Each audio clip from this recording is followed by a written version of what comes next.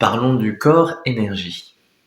Alors dans ma pratique de méditation et surtout des arts martiaux, j'ai appris sur la durée que beaucoup de choses que l'on effectue dans le quotidien, des gestes courants, se lever, marcher, prendre un verre, faire la vaisselle, sont liés, malgré nous, hein, en général c'est inconscient, à des fonctionnements psychiques, énergétiques, qui font que ça induit un mouvement qui n'est pas tout à fait juste. C'est-à-dire qu'on n'incarne pas complètement son mouvement, on est plutôt dans une dualité. Même si on ne la ressent pas, souvent on est à l'aise, on est bien dans son corps, mais lorsqu'on pratique les arts martiaux, on se rend compte que finalement on n'est pas autant fluide que l'on pense, et il y a des gestes, des mouvements qu'on va faire comme ça, on va les déployer, et puis sous la contrainte, si on travaille avec un partenaire qui va nous bloquer, qui va essayer de nous titiller un petit peu,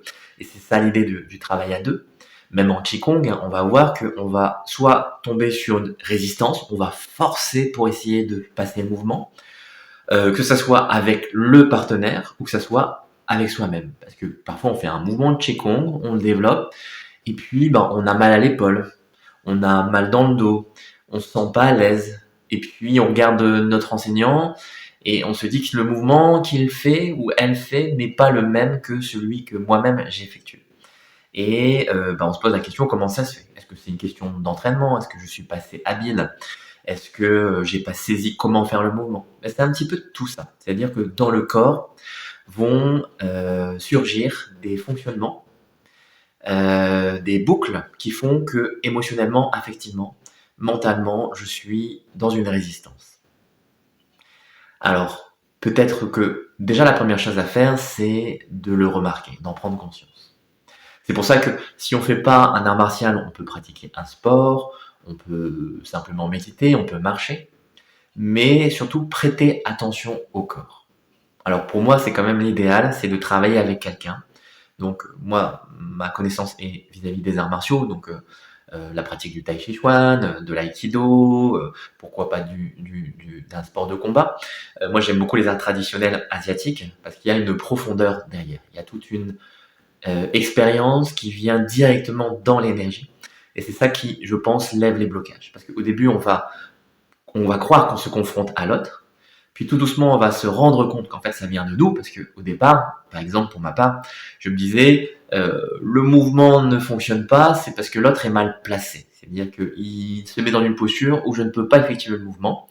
Or, la technique demande une condition, des conditions, pour que ça fonctionne, pour que ça soit intéressant. Et j'attribuais du coup la responsabilité de l'échec du mouvement à la personne en face de moi. Et après, je me suis dit, comme ça, je ne pourrais pas progresser, parce que de toute façon, il y a des gens qui ne comprennent pas le mouvement, soit parce qu'ils sont débutants, soit parce qu'ils sont incompétents. Et c'est valable pour soi-même aussi, c'était valable pour moi-même aussi. Hein. Donc voilà, on ne comprend pas, tout simplement. Et puis, parfois, le mouvement est très difficile. Il y a des mouvements qui sont très simples. Hein. Moi, je vois en Aikido, il y a les principes de base, hein, qu'on appelle Ikkyo, Nikyo, Sankyo, les 3 principes de base qu'on répète sans cesse. Hein. Voilà, ce sont des clés de bras, on va dire, pour simplifier. Et la personne, on l'amène au sol. Mais des fois, la personne résiste, des fois, la personne, elle tourne autour de nous, et on n'arrive pas à l'amener au sol. Alors on se dit toujours, qu'est-ce qui fonctionne pas? Donc on va forcer sur le bras de la personne, on va lui faire mal. Et puis on est frustré parce que ça a pas l'air très fluide tout ça. Et on se demande ce qui se passe. Mais en fait, la fluidité, elle vient, oui, d'un manque d'habileté technique, mais c'est surtout l'expérience qui va nous faire comprendre comment mobiliser le corps sans tous les blocages qui font que ça interfère. Déjà, il y a une grande coordination complète, hein, parce que on va travailler de manière très fine avec les tissus mous, les fascias, on va coordonner les chaînes tendinomusculaires, et puis on va positionner son squelette, on va travailler sur un alignement, hein, donc le fameux alignement, hein, corps-esprit, qui fait que dans l'attitude, je vais donner une seule et même énergie avec l'autre. On va avoir un mouvement qui fait que ça engendre aussi de la mobilité chez l'autre. Même si au départ, parfois il est un peu balourd, ou il n'a pas envie de bouger, ou qu'il ne comprend pas, eh bien le mouvement va se faire indépendamment de moi ou de l'autre. Et donc la dualité qui au début faisait que on choquait, on s'opposait, va se transformer en fait en un mouvement. Comme on voit un peu le yin-yang, Et en tai chi, on voit que en fait, on frotte, mais on tourne, on pivote l'un par rapport à l'autre, et ça fait qu'il y a un mouvement en fait. Il n'y a pas d'arrêt du mouvement. Mais en général, on veut forcer, et ça c'est valable pour beaucoup de choses dans la vie. Si vous y réfléchissez, il y a plein de situations de conflit où j'ai voulu en faire qu'à ma tête, et finalement, j'ai pressé, pressé, pressé, et le résultat est médiocre, voire vraiment frustrant, parce que j'ai pas obtenu ce que je souhaitais, alors que j'ai mis beaucoup d'efforts. Et ça, c'est vraiment lorsque le corps en fait se met dans une posture, une attitude mentale. Voilà. Donc c'est pour ça que tout doucement on apprend à force de répétition. Hein, c'est important de répéter le mouvement. C'est pas en faisant 3, 4 fois le geste que je vais le comprendre. Il faut que je m'y frotte, que je m'y confronte.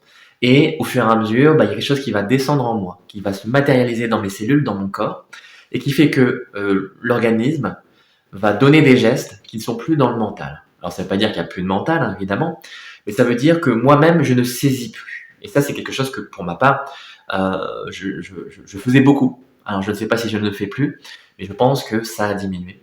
C'est-à-dire que je me regardais, je saisissais la personne, je me protégeais, je faisais des choses comme ça, et je ne m'apercevais pas que c'est parce que j'avais un regard qui était tourné sur mon moi, enfin un regard du moi qui regarde le moi, donc vous voyez, ça fait 2 mois, ça fait beaucoup de moi. Et du coup, il y avait des peurs, il y avait l'intimidation, il y avait des sensations d'impuissance, et tout ça, je me l'attribuais parce que je le saisissais. Et à force de travailler sur un geste qui va se répéter, qui va mobiliser tout doucement le ki, le chi, hein, et qui fait que ça va nettoyer aussi, hein, ça va nettoyer votre moelle, ça va nettoyer vos tissus, ça fait en sorte que le mouvement va aussi se développer à travers tous les membres, et lorsque je vais travailler, je vais pouvoir attraper l'autre, me défendre dans une harmonie, sans perdre l'attitude juste, celle du combattant, du guerrier, qui est une présence à soi, ou une présence simplement dans l'instant, mais qui n'est finalement de moins en moins une lutte. C'est-à-dire que je ne suis plus en opposition avec l'autre. Et c'est ça, en fait, l'essence des arts martiaux, en tout cas moi, ce que j'y ai saisi, euh, c'est que à travers le combat, qui peut sembler violent, qui peut sembler répulsif, qui peut sembler en fait une véritable opposition, et c'est une opposition, eh bien, le corps apprend à être lui-même.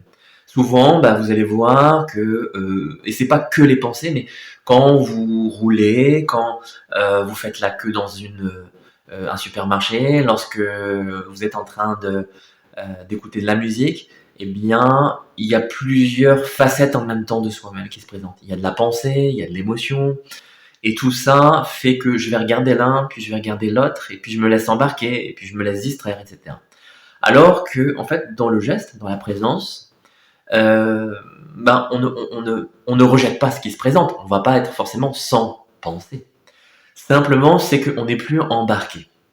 Émotion, sensation, mental, tout ça fait partie du lot, mais le corps est bien présent là, et il y a une sorte de consistance et en même temps de vide qui fait que je me sens à la fois très présent, très là, mais c'est très physique d'ailleurs, hein, mais en même temps, il n'y a pas un moi pour dire je suis là, c'est moi qui fais. Je suis celui qui fait. Hein. Amkaram, comme on dit, Amkaram, pardon, comme on dit en sanskrit. Hein. Je suis celui qui fait. Non, il n'y a pas quelqu'un qui fait. C'est le mouvement se fait. Un petit peu comme si euh, on était un tout. Voilà. Et il n'y a pas une personne avec une autre qui est en train de faire un geste. Il n'y a pas une personne qui observe. Il y a juste ça. Il y a cela. Et ça se réalise au travers de l'expérience qui fait un dynamisme, qui engendre une interaction d'énergie.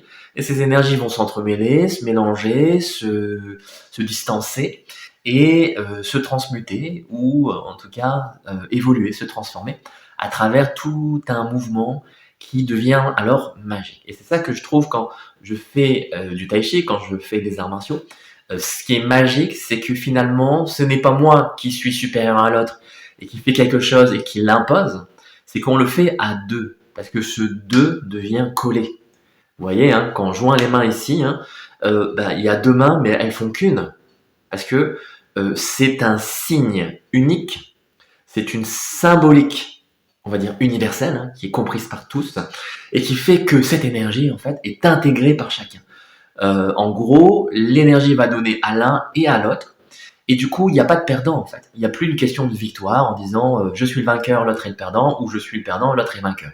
Il y a quelque chose qui fait où tout le monde gagne, un peu comme dans la chanson de Zazie, si je ne me trompe pas, hein. Un monde où tout le monde gagne. Et ça, c'est génial parce que ça vous donne la sensation que dans la vie, finalement, il n'y a pas d'échec. Et le corps sans mental va traduire en fait une puissance en fait du réel, où le mental est à sa place et il vous donne une injonction qui ne vient pas seulement d'une prise, euh, enfin ça vient d'une prise de contact avec la réalité, mais ça vient pas d'une préhension en fait.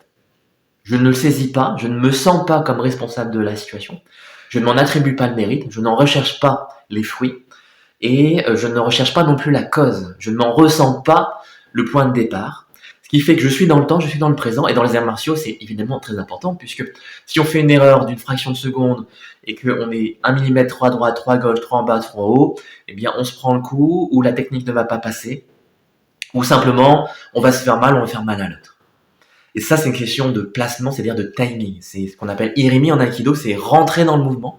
Et ça, c'est valable dans la vie. Lorsque le corps est capable de ça, c'est vraiment très puissant. Les gens qui ont un mouvement de corps comme ça, parce qu'il y a beaucoup de gens qui ont un mouvement de mental très fort, donc ils vont rentrer dans la vie avec leur tête, et ça va peut-être en imposer, mais il y aura toujours des heurts, c'est-à-dire que ça va être au détriment de quelqu'un, de quelque chose, voire de soi-même.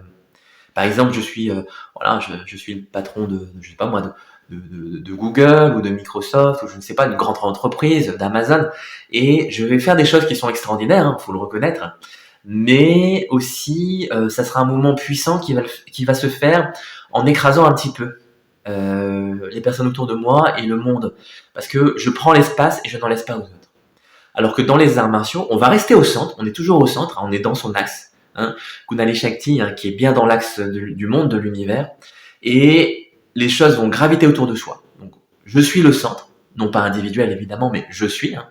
Donc, ce centre est là, c'est un sujet universel, mais il inclut en fait la personne qui travaille avec moi, en contact. Et du coup, je peux travailler en douceur. Je ne suis pas obligé de violenter la personne pour lui imposer ma propre volonté en disant que je suis le meilleur et qu'il doit bouger parce que je l'ai décidé. Non. En fait, c'est ça qui est extraordinaire, c'est que finalement, le mouvement se fait et la personne, si elle arrive à rentrer un petit peu dans l'énergie et qu'elle-même a un corps qui commence ou qui est déjà établi dans cette présence, qui fait que le mental ne va pas ressaisir le geste, eh bien, elle va se sentir emmenée, sans comprendre, sans chercher à comprendre. Et du coup, on travaille vraiment à deux. Il y a quelque chose qui se fait qui est indépendant de toute volonté. Donc c'est ça qui est assez extraordinaire, c'est que le corps sans mental va amener à une expérience où la volonté est incluse, ou alors on ne ressent pas de volonté. On ne sait pas ce qui se produit, mais ça se produit. Et c'est ça que j'appellerais la magie, le mystère un petit peu de la réalité. Du coup, alors on peut se poser la question, bon maintenant c'est bien beau tout ça, mais comment on y arrive? Alors moi je vous ai donné un petit peu une des possibilités, c'est de travailler dans les arts martiaux traditionnels asiatiques. Donc vous connaissez sûrement le karaté, le judo, le tai chi chuan si vous voulez quelque chose d'un petit peu plus doux.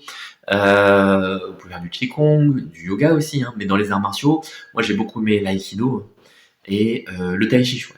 Le problème du tai chi chuan, c'est que malheureusement, on a laissé tomber un petit peu la dimension du travail à deux.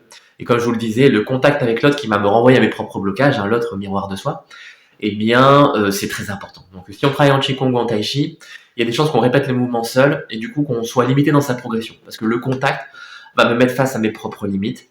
Et de là, du coup, je vais grandir, en fait. Forcément, c'est comme un enfant, en fait. Pour qu'il puisse s'expanser, pour qu'il puisse mûrir, il faut lui poser des limites. Si je ne l'aiguille pas, si je ne l'oriente pas dans sa vie au départ, en tout cas dans son enfance, dans sa petite enfance, il fait ce qu'il veut, donc il se sent libre, tout puissant. Sauf que lorsqu'il va se retrouver dans une réalité où on lui dit non, stop, par exemple un problème de santé, un problème au travail, un problème relationnel, et qu'il n'a pas appris cet être, cet individu, à ressentir la limite, il va être perdu, il va se sentir impuissant et il va se sentir aigri, et en fait la vie va tout doucement se refermer. Alors le fait de poser une limite, de poser un corps, hein, c'est pour ça que c'est vrai que les bébés, les enfants sont très spontanés, ils sont dans l'énergie, c'est extrêmement puissant, mais ils ne savent pas se définir dans l'espace et ils ne savent pas se définir dans le temps. Du coup, en fait, il y a un manque de construction, ce qui fait que leur corps est très mobile, mais peut-être pas assez organisé pour faire des choses qui pourront se développer plus tard, à long terme. Et ça, c'est la puissance de la maturité qui fait qu'on s'organise. D'ailleurs, vous avez peut-être remarqué pour vous-même que lorsque vous étiez jeune, vous mangiez peut-être n'importe quoi, vous passiez des nuits sans dormir et vous faisiez la bamboula tout l'été ou toute la semaine, et ben vous n'étiez pas fatigué. Et aujourd'hui, c'est différent, vous devez faire plus attention à ce que vous ingérez, au contact, à votre façon de vous comporter et comment vous absorbez aussi toute nourriture, qu'elle soit physique, émotionnelle, affective, mentale, énergétique ou spirituelle. Et dans ce cadre-là, et ben, si vous avez un corps qui est mental, alors ben, ça va coincer. Vos intestins, votre estomac, vos muscles vont bloquer. Et tout doucement, on se dirige vers un problème de santé, quelque chose qui bien sûr se fait à long terme, mais ce qu'on appelle la vieillesse, ou plutôt le vieillissement. Parce que la vieillesse n'est pas synonyme de mauvaise santé ou de perte de dynamisme, elle est simplement l'accumulation, la concrétisation de ce que j'ai été, de ce que j'ai pratiqué ou de ce que je n'ai pas pratiqué. Et du coup, si j'étais toujours dans un corps qui est mentalisé, c'est-à-dire dualisé, il y a moi et le corps, hein, donc je ne suis pas un.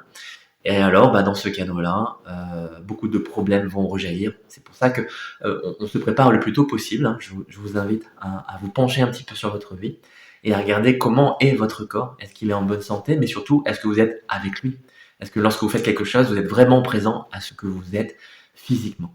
Et ça s'apprend. Par exemple, il y a la cérémonie du thé, hein, ou l'ikebana qui vous demande une attention à un geste. Si vous êtes artiste ou si vous êtes quelqu'un qui travaille minutieusement, vous voyez que quand vous posez ce petit détail, quand vous faites attention à ce que vous faites concrètement avec le corps, eh bien, vous voyez que vous avez une sorte de plaisir, de jouissance de l'être, parce que la béatitude est intrinsèque à notre nature. Et lorsque je rejoins l'absence de mental, de préhension dans ma vie, dans mon existence, eh bien j'ai un plaisir fou à exister, à ressentir la vie qui coule en moi. Je suis la vie et la vie est moi. Donc ça c'est la partie géniale. Et pour le rejoindre, alors bah je me répète, hein, il n'y a pas 36 000 voies. Il y a la méditation, hein, donc je vous dirais le yoga, grande pratique, le yoga bien sûr, hein, le hatha yoga, mais toutes les formes de yoga. Bon, moi j'aime bien le hatha yoga dans le sens, même si je le pratique pas, dans le sens où c'est corporel, hein. Il y a le tai chi chuan, qui est un grand art de réalisation. Et puis il y a tout ce qui est zen. Et dedans, je regroupe bien sûr l'assise silencieuse, hein, avec des différents courants du zen, hein, qui viennent du Chan, hein, chinois, et le zen étant japonais. Et dans le zen, bah, je regroupe aussi tous les arts martiaux japonais. Donc le karaté, le judo, les luttes japonaises, etc. etc. Euh, le daitoryu, voilà. Et puis il y en a d'autres que sûrement j'oublie. Qui sont donc ça fait quoi? Ça fait yoga, ça fait tai chi chuan et ça fait zen, ça fait trois grandes voies, hein, de réalisation. Et après bien sûr on peut trouver des personnes avec qui se réaliser, hein, c'est-à-dire ce qu'on appelle chez les Tibétains une sangha, un groupe avec lequel on se réunit pour méditer, pour pratiquer des choses ensemble, pour être tout simplement, hein, qui n'est pas seulement de la convivialité, mais qui est être ensemble. Et donc si on pose le corps et qu'on est simplement soi-même, alors l'énergie va circuler entre nous et on grandit en fait beaucoup plus rapidement que lorsqu'on est isolé. Ça ne veut pas dire qu'on ne puisse pas grandir seul et que vous ne pouvez pas faire votre propre cheminement, c'est toujours votre propre cheminement, mais grâce à ce contact, l'autre va incarner la réalité. C'est-à-dire que l'autre devient mon maître et qu'il le soit en tant qu'enseignant ou simplement en tant que miroir de moi-même, eh bien j'apprends. Et si l'autre a envie d'apprendre aussi, eh bien on travaille ensemble et on monte, hein. C'est ça, l'intérêt d'être à plusieurs personnes, 2, 3, 4, 5. D'ailleurs, on le fait d'ailleurs chez les Tibétains, on le fait chez les soufis, on le fait aussi chez nous, hein. Pourquoi il y a des monastères, pourquoi les gens se retrouvent en petite communauté? C'est pour pouvoir collecter cette énergie et laisser tomber tous les aspects qui font que je vais faire du souci sur la mort, sur la vie, sur ce que je suis. Et je vais rentrer directement dans l'axe du monde et je vais faire cette énergie qui dit je suis droit. Mon corps se réaligne, je suis entre ciel et terre, je suis connecté, comme disaient les Chinois, je suis le lien. Voilà. C'est qui fait que les deux niveaux vont recoller.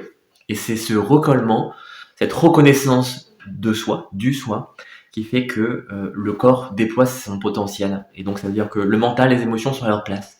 Et lorsque j'ai un souci, bah, ça va s'agiter, mais ça repose après. Le souci ne va pas perdurer, s'accumuler, faire effet boule de neige. Lorsque je suis en train de penser, eh bien ça va se centrer, ça va se concentrer, et je ne vais pas avoir une pensée qui part dans tous les sens, qui va émuler du coup les affects et les émotions. Et lorsque je suis dans l'énergie, eh bien il y a une présence qui va se distiller dans mon espace, dans mon univers, qui fait que je suis en contact avec le monde autour de moi, comme si j'avais tout un système de mains qui venait, hein, comme vous voyez les 10 000 mains du Bouddha, qui fait que je touche tout l'univers. J'ai tout mon potentiel qui se déploie et je ressens cette manifestation, cette expansion comme un cadeau, c'est-à-dire de moi à moi-même. Je suis l'univers qui se déploie. C'est-à-dire qu'à l'extérieur, je me vois, je me reçois comme moi-même. Et en intériorisation, c'est-à-dire quand lorsque je rentre en moi-même, je ressens qu'en fait je contiens cet univers. C'est une expérience, c'est à ressentir. C'est pas à fabuler. Et tout ça, voilà, bien sûr, n'est valable que dans la mesure où ça résonne avec vous, votre propre chemin. Mais si vous en avez entendu parler, parfois ça vous donnera peut-être la vigilance de vous dire ah mais oui, ça, je connais et c'est à votre portée. Maintenant, dans la stabilisation et dans le développement, eh bien, comme je vous disais, les pratiques de méditation, que sont les trois grands arts du yoga, du tai chi chuan, donc tous les arts chinois en fait, dans l'art du mouvement, ça peut être les qigong, hein, bien sûr, mais toutes les pratiques d'assises aussi, hein, du zen, et donc les arts martiaux japonais aussi, sont vraiment des grandes voies. Donc si vous avez la chance d'en pratiquer, eh bien continuez, et je vous souhaite une très très bonne pratique parce que c'est extraordinaire. Si vous avez un ou une enseignante qui vous partage et qui a vraiment la passion de, de, de, de, de leur art, eh bien, vous avez une grande chance. Et vous avez aussi la grande chance d'avoir été intéressé, appelé à cela. À travers le corps, alors pour ma part, comment je le ressens, bah, c'est justement que, avant, quand je faisais un geste, hein, que par exemple, je pose la main, comme ça, eh bien, il y avait beaucoup de tensions. Alors, ça veut pas dire qu'il y en a plus aujourd'hui, mais il y en avait beaucoup plus auparavant. Et ces tensions, elles étaient relatives à une protection. C'est-à-dire qu'il y a des mécanismes de défense, c'est-à-dire une sécurité qui se met en place, qui est liée au premier chakra, hein. J'ai peur de mon environnement, c'est hostile, donc je me braque, je me contracte. Si je chute par terre, mon corps va se raidir. Mais ça m'est arrivé, hein. Si vous posez, par exemple, vous tombez en avant, face contre terre, vous mettez les mains au sol, si c'est dur, votre dos va protéger vos cervicales et du coup vos bras vont relâcher automatiquement. Et ben ça fait quoi? Hop, on se colle le visage contre le sol. Alors que si vous mettez les bras en extension, vous tendez, puis vous roulez sur le côté, c'est-à-dire que vous ne vous bloquez pas, vous n'essayez pas de raidir et d'empêcher le mouvement, vous vous laissez aller à la chute, ce qu'on fait dans les arts de judo et d'aïkido par exemple, on va apprendre à chuter. Et ça c'est très bon pour apprendre le mouvement, parce que lorsqu'on se met dans le mouvement et pas qu'on contre ce qui arrive, eh bien on a une forme de résilience qui se déploie de plus en plus, qui fait que je prends un choc, poum, je l'absorbe, et soit il se dilue par lui-même, soit je peux le renvoyer. Ce qui fait que dans les arts martiaux, on va pouvoir utiliser la force de la personne qui va être démultipliée parce qu'on va donner un contact au sol, on va s'ancrer, s'enraciner dans le contact à la réalité qui dépend du sol mais pas que, hein, c'est tout un alignement du corps, je ne vais pas rentrer dans les détails, c'est technique, et puis c'est surtout à ressentir, à vivre, mais qui fait que vos tissus vont être compacts et en même temps capables d'amortir, comme des petits ressorts, hein, et ça va prendre la pression, ça va la donner au sol, et évidemment entre un être humain et le sol, la terre qui nous soutient, bah voilà, et ça va renvoyer la pression sans travailler sur une contrainte musculaire énorme. C'est quelque chose qui va nous permettre de développer une souplesse, hein, une fluidité, mais qui ne va pas pêcher sur la puissance. Parce que c'est bien d'avoir de la théorie, d'avoir du ressenti, mais si je ne suis pas capable de la mettre en action, c'est-à-dire si j'ai l'information, comme par exemple en médiumnité, en clairvoyance, j'ai l'information, mais c'est tout, ça s'arrête là.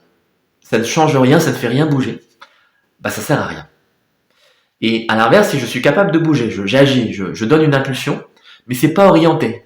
J'ai pas l'information qui me permet de faire le bon choix. Alors, c'est destructeur. Donc, le dynamisme est nécessaire, la mise en action, mais il faut aussi l'information juste, c'est-à-dire cette conscience qui va donner à l'énergie sa nature profonde de réalisation de ce que je suis à travers le geste. Et c'est ça en fait que je ressens, c'est qu'à chaque fois que je fais un geste, je me réalise. Même s'il est raté entre guillemets, je ne me ressens pas en faute.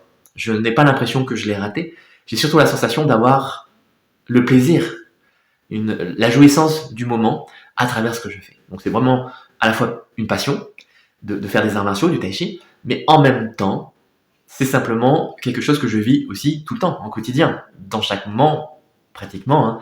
Si je me penche un petit peu sur ce que je ressens, c'est le plaisir d'être là. Hein. C'est quelque chose qui fait qu'à l'intérieur, c'est vide. Si, entre guillemets, entre guillemets, regarde en moi, si ça regarde en soi, euh, je sens un corps, peut-être, mais je vais pas le définir comme corps. Je sens des flux, en fait. Je vais pas dire ça c'est une épaule, ça c'est une poitrine, ça c'est une tête. Enfin, je sais pas si elle est creuse ou pas, mais ça c'est une tête, ça c'est une jambe, etc. Non, je ne ressens pas ça. Je peux le théoriser, je peux bien sûr le contextualiser et je peux extraire le concept. Mais si je m'interroge, j'ai pas de corps en fait. Le corps bouge en apparence, mais pour moi il bouge pas. Parce que je n'ai pas le ressenti du mouvement. Et ça donne une énorme liberté. Ce qui fait que par exemple, si quelqu'un vient me saisir très fort, même s'il a une force énorme, je ne me sens pas saisi. Ce qui fait que je n'ai pas le réflexe de la peur qui dit je me contracte, mais en me contractant, je donne une structure très rigide qui fait que l'autre peut venir me saisir et il a quelque chose à saisir. Alors que si, au moment où la personne vient me saisir, je ne me raidis pas, qu'est-ce qu'elle saisit? Un bout du corps, mais elle ne saisit pas le corps tout entier. Et ce bout de corps, il est isolé. Le reste peut bouger, je peux me déplacer. Et ça, en fait, c'est vraiment quelque chose de très important que j'ai appris. C'est que quand on est focalisé sur un point, en fait, on se perd, on est perdu. Alors que lorsqu'on reste ouvert, même si on est touché, par exemple en combat on est touché, et si on reste ouvert, la situation peut toujours bouger. C'est-à-dire qu'on peut rester dans la vie, et ça c'est très important. Ce qui fait que on a moins de soucis, même quand on a des difficultés, eh bien les choses vont engendrer d'autres intuitions, d'autres réflexions, et puis on va pas avoir une souffrance qui va rester ancrée trop longtemps. On va la vivre peut-être, mais après le vide reprend sa place. Et quand on se rappelle en méditation à ce vide, on se ressent vacuité, et ce qui fait que le mental qui accroche les choses, qui a besoin pour nous prévenir, pour nous structurer dans le réel physique, mais il va relâcher son emprise et les choses se diluent. Ce qui fait que certaines douleurs, certaines émotions vont pouvoir partir et on va pouvoir se remettre debout. Parce qu'en général, la question c'est de redresser la tête et faire quelque chose où on se respecte, c'est-à-dire qu'on reste dans une dignité et ne pas courber les chines devant qui que ce soit ou quoi que ce soit. Ce n'est pas une question de fierté, mais c'est de rester intègre, tel que soi-même. Et ce soi, l'être, vient vraiment distiller sa sagesse au fur et à mesure que je me redresse. Et c'est pour ça que c'est important effectivement que chez l'être humain, on se soit mis debout. Être debout, à un moment donné, c'est permanent. Que je sois allongé, assis ou sur mes jambes, sur mes pieds, eh bien je suis toujours debout parce que je reste digne. Et dans les situations où je pourrais être en difficulté, que je sois malade, que je perde mon travail, que je sois pas bien simplement, eh bien je reste quand même digne. Je ne repousse pas, je me sens pas laid, je ne repousse pas les émotions qui viennent, je ne repousse pas même la peur, mais je reste simple. Et c'est cette simplicité qui fait que je peux déposer ce que je suis. Et c'est cette humilité-là qui fait qu'on gagne vraiment en grandeur. On devient dans ses actes grands, parce que justement, on ne cherche pas à l'être, on ne cherche pas à être plus que ce que l'on est, mais on ne se diminue pas non plus.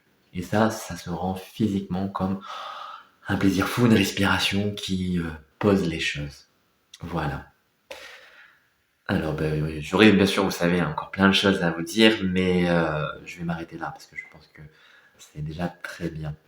Bon, vous pouvez faire un retour hein, si vous avez ce genre d'expérience, vous avez des questions sous la vidéo.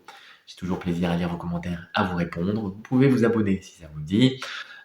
Et puis, si vous avez envie de suivre un petit peu plus mes activités, vous pouvez regarder dans la section formation atelier ou les conférences que je donnerai.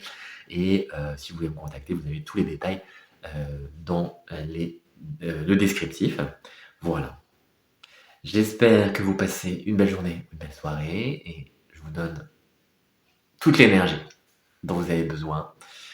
Je vous propose de partager un bon moment encore une prochaine fois, et je vous dis à très bientôt.